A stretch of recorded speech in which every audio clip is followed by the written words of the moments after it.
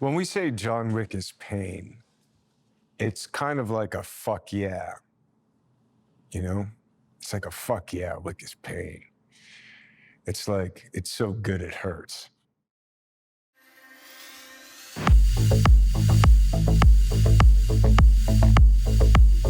John Wick is back, baby. Well, sort of.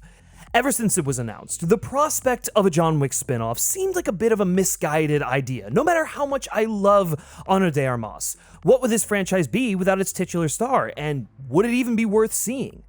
Keanu Reeves' stock is at an all-time high. I mean, it turns out that being a good dude and kicking ass on screen is kind of a recipe for cultural appreciation. Who knew?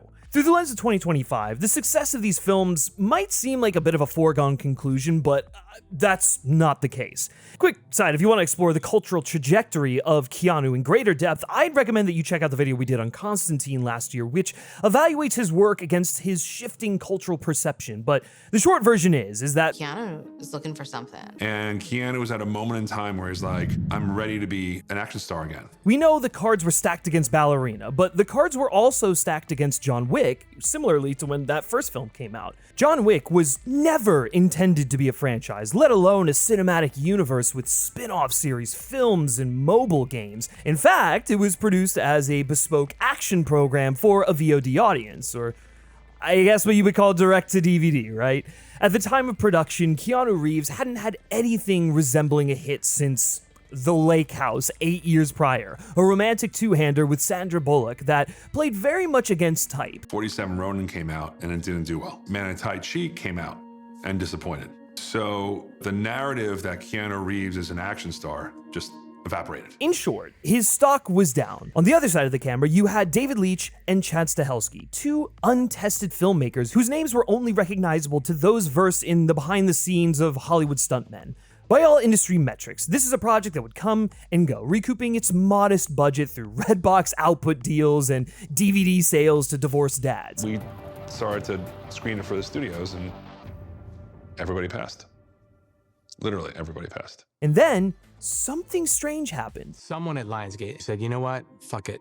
We might as well take the domestic because we've already got the territories for international. And so Lionsgate bought it, but for no MG, for $0. A term that refers to a minimum guarantee from a distributor that will be paid regardless of a film's performance. The assumption is that the film would be dumped on VOD and DVD with minimal ad spend. But then out of nowhere, their head of marketing sends this trailer that is awesome. And he's like, I could sell this thing. This feels like a Lionsgate movie. We could premiere it at the Fantastic Fest Film Festival in Austin, and that would be like a week or two before our opening weekend. We show the movie, blow the roof off the place. People freak out. Twitter space goes nuts. Fanboys went ape shit for it. They love it. Then all of a sudden reviews start coming in. Reviews are fantastic. Everyone's saying this is not just a typical action movie. This is inspiring.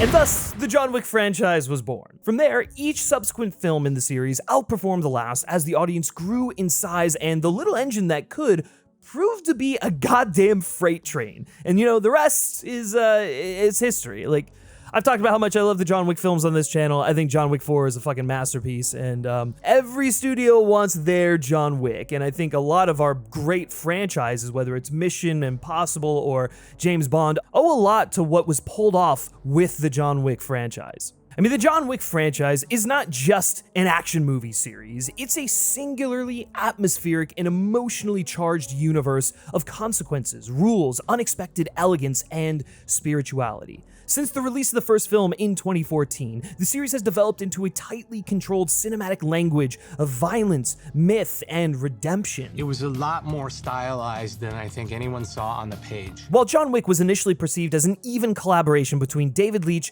and Chad Stahelski, the absence of the former in successive entries has demonstrated that the architect of this franchise is Chad Stahelski. After 20 years as a stuntman, working explicitly as Keanu Reeves' stunt double on The Matrix, It's impossible to really talk about any of the John Wicks without talking about Matrix. Yeah. their intimate dyad is the irreplaceable core of the series and its success. No better union could have happened in the film business than Chad and Keanu. They're both the same. They see something in their head and they will both bleed profusely to achieve it. Scorsese and De Niro. You know, like De Niro had his director, you know? And so when I think of that, then that's what I think of. Like with the John Wick role, I had my director there. Unsurprisingly, though, you know, dumb Hollywood executives would not understand that. When they have a huge hit on their hands, their business minds see IP rather than the specific artist whose work elevates the material beyond the paper bona fides. I mean, to illustrate my point better than I ever could, just look at the Mel Gibson Peacock series about the Continental that was essentially memory hole before it reached the streaming platform. Like, that show exists, folks. I don't recommend watching it. It's sauceless, as they say. When it was announced that they would be making a spin-off starring Ana de Armas without the direct involvement of Keanu Reeves or Chad Stahelski, I mean, let's face it, alarm bells started to go off. And that's not to speak ill of Ana. I mean, I think she's a magnificent actress whose excellent work breathes unique life and energy into films like Knives Out, Blade Runner 2049. I mean, even the controversial Blonde. And I mean, that's not even to mention how much of a fucking firecracker she was in her small role, but yet nevertheless impactful in No Time to Die. I love Paloma. It was very short, but it was unbelievably fun. I wish we had more. That's a great character. Yeah, no, that it really was a great was. character. It was just like how easygoing she was and how bubbly and fresh and just, you know, like her energy was awesome. Salut. Salut. But anyone with a vague grasp of the franchise and its appeal scratched their heads a bit wondering whether audiences would give a shit about a John Wick movie without John Wick or Chad Stahelski, especially one directed by Len Wiseman of all people, whose body of work is more or less limited to the Underworld series, which, I mean, they're intermittently fun B-monster movies with largely mediocre action, but this is not to disparage Len, like he's fine, but he's no Chad Stahelski, let's be real. And I don't know if he necessarily had the chops to pull off a John Wick spin-off, per se. Fortunately, the massive success of John Wick Chapter 4 gave the studio that same pause, leading them to pull the trigger on extensive, and I mean extensive, reshoots with Chad Stahelski at the helm. It's easy to reduce the film to guy with gun blast countless dudes, but I mean, John Wick wouldn't resonate the way it does if it was just great action and Keanu Reeves in a well-tailored suit. I mean, it's the specific way Stahelski blends genre filmmaking with operatic, philosophical, and even religious underpinnings, as if his entire career as a stuntman led to this moment, and he would not dare let the opportunity slip. The concept of rules and their consequences is baked into every frame, every bullet, and every betrayal. I mean, you feel the impact of every shot. Chad has always been very cognizant that John Wick is a franchise that's dripping with tone. And it's that Sergio Leone, like, take your time, move through the scene, be with the character. Does it feel important and does it feel special? Does it feel like we're presenting an image worth resting on? Chad always talks about how he loves the idea of frenemies. It's in all of the movies. I love the Japanese concept of secrets and hidden whispers, meaning only a warrior knows a warrior, only a soldier knows. Like, you have to be in the trenches with someone to really know them. Friendship and bonding and loyalty like that is a real luxury. Fire!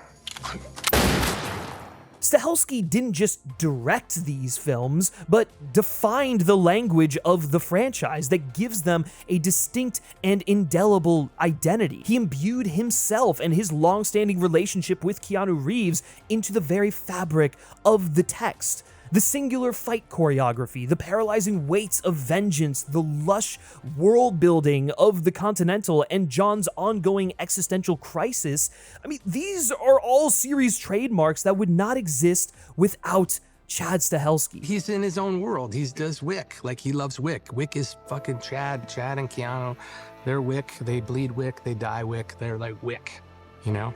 And that's why it's so good.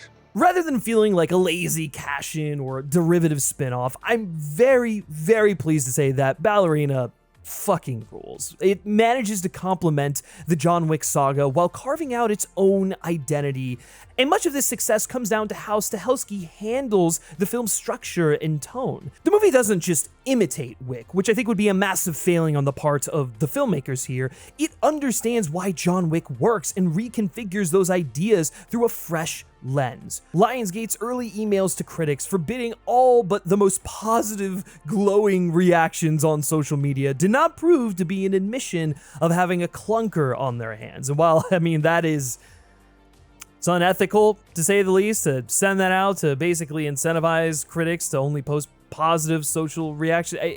It also doesn't make sense considering the fact that the movie is good. Anyways, this movie rocks and it's the best action movie of the year. So let's just fucking break it down. While we'll never know what exactly a Len Wiseman Ballerina would have been, and you know, that's probably for the best, the massive Stahelski reshoots, I mean, you could argue up to 90% of this film was reshot by him, solidify what fans have come to expect. A John Wick without Chad Stahelski would be a John Wick without its very soul. There's nobody they could hire that could do Wick. Like, who they gonna hire to do Wick?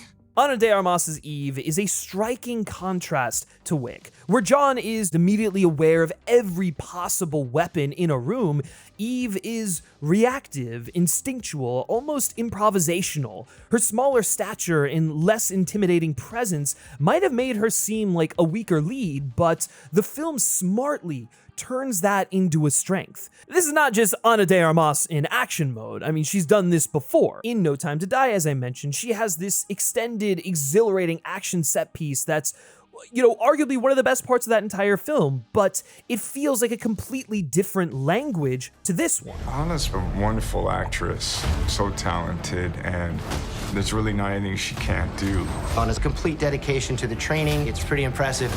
She gets the tone of what we're trying to do and brings a whole new, fresh perspective to the John Wick universe. Like a Harrison Ford-like protagonist, like Indiana Jones, if you will, Eve survives through grit, resourcefulness, and pain-fueled drive. On some level, Ballerina is a bit of a misnomer. As balletic as the film may be, Eve's moments are not rehearsed, but improvised and thrilling. Stahelski leans into this quality, directing the action in a way that reflects her character. Fluid, chaotic, desperate. She's constantly adapting, nimble, on her toes, like a ballerina dancing through chaos, ignoring the choreography where necessary to survive. She's graceful, sure, but with an adaptability forged in trauma. So much of Eve's characterization is rooted in the way that she moves in contrast to John Wick. That's not to say that the film doesn't have a plot, but the storytelling exists primarily in movement. That ties into your philosophy and David Leitch's philosophy coming out of the school of the Wachowskis with The Matrix, was that character drives the action. The story of the action, the character of the action has to be so connected to story. We structure all the John Wicks, you know, literally after like Odysseus. Odysseus wants to get home. That's the plot.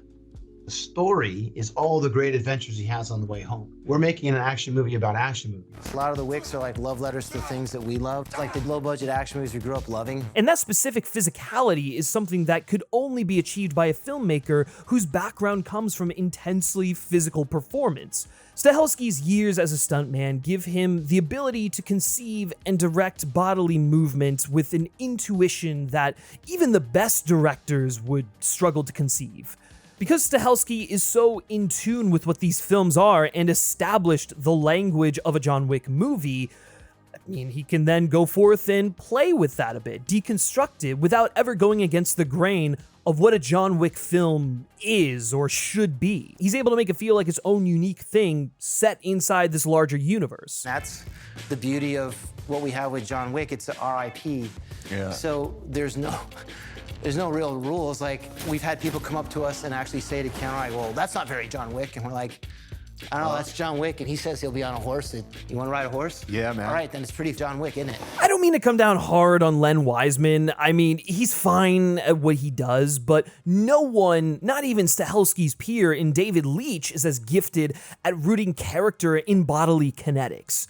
There's something a bit canned about Leitch's action, from Atomic Blonde to Bullet Train. I mean, those films specifically feel like parallel solo attempts from Leitch to capture something similar to what Stahelski would go on to perfect in in his Wick sequels. They serve as a stark contrast between the respective filmmakers that highlights why Stahelski is more of an effective filmmaker. And look, I don't mean this to knock David Leitch. I mean, like, he's a very capable director who makes films that I enjoy. But it's clear that Leitch was a stuntman who found his way into directing, whereas Stahelski was a filmmaker who just so happened to be a supremely talented stuntman. Leitch orchestrates fun set pieces with technically proficient stunt choreography, but I would argue is less effective at placing that choreography in a visually captivating scene, which is why I think his artifice is a bit plastic looking with a VFX heavy sheen. His aesthetics feel like a facade compared to Stahelski's, who demonstrates a firm grasp on the language of filmmaking as much as he does the choreography and action. I mean, he is just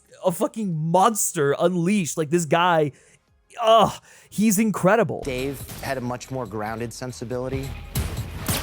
I was influenced more by Tolkien and Japanese anime and manga. And Dave wanted to be more grounded, gritty, emotional. Oh, we gotta make it painful. And I consider us a fantasy film. We're a modern day Lord of the Rings or a Dune or a Star Wars. Instead of swords and lightsabers, we have pistols and Genesis 12 shotguns with dragon's breath. While Stahelski brings the trademark fight choreography fans have come to know and love, Ballerina's success is equally attributable to the way it remains deeply rooted in Wickian ideals. I chose this! Consequences. Risen from the ashes again and again. The film features some sense of consequence and spiritual weight. The rules are clear, the pain is real. The conclusion Eve arrives at acceptance of a life dictated by brutal systems, echoes Wick's own damnation, yet with a twist. Where John was dragged back in, Eve walks forward, eyes open. She sees that the cult she was brought up in as a child and the Roscaroma are corrupt reflections of each other. Freedom and family offered with strings attached, both ultimately forms of control. Her melancholic liberation at the end is haunting. I mean, she's free, but that freedom comes with a ticking clock. Just like John, she's never truly out. One of Stahelski's most underappreciated strengths is his ability to layer religious and mythological allegory into pulpy action stories without turning them into overwrought symbolism.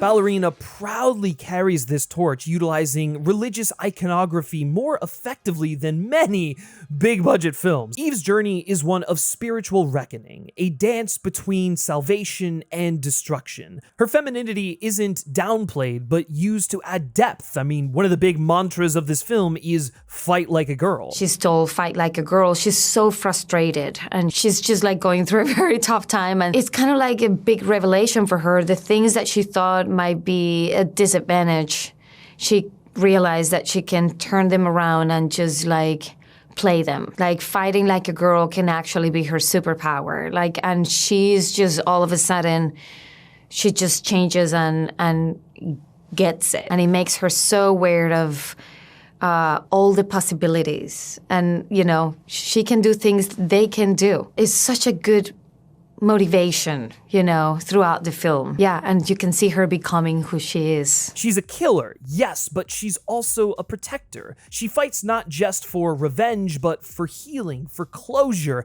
and for the little girl inside who lost everything at a young age. It's a different flavor than what we see with John, and it's a welcome one at that. This complexity, this layering of genre tropes with philosophical undercurrents is exactly what separates Stahelski's John Wick from its countless imitators, and boy, there's been a lot of them. Films have tried to copy the aesthetic, right? Like the neon lighting, the long takes, the headshots, but none understand the soul of the franchise. We talked about it being a modern fable. We talked about this sort of visual minimalism. We wanted to have a world of like fun cars. We wanted to have sort of our exploration of action and gun fu. Yeah, and again, sort of the love letter to graphic novels and anime and all of that we love. We would geek out about the same things, watching kung fu movies and anime together. The depth, the color, the pattern, the framing. It was always about getting into the psychology of John Wick, what kind of character he is, what visually signifies who this guy is and what makes him different. This is very much noir filtered through kind of a digital MTV aesthetic. The thing that makes these movies work is the underpinning of soul. I think you can see it on the screen. And there's a kind of B-movie, B-action genre to it, taken to it like a super high artsy level in a way. It's like an invitation, you know? And it kind of takes care of you and it feels authentic. I believe that that's in the movies, in that when you watch them, you're like, yeah, this is like, as John Wick says in John Wick, it's personal.